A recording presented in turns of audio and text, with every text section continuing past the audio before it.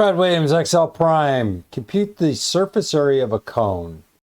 The surface area of a cone is going to be 1/3 pi times radius squared times the height.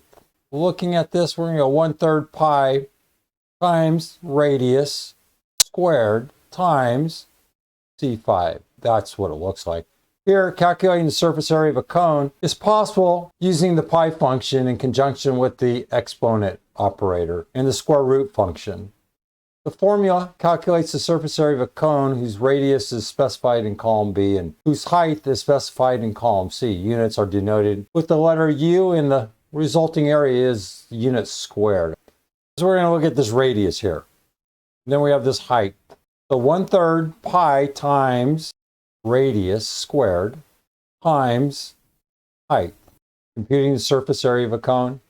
Brad Williams, XL Prime.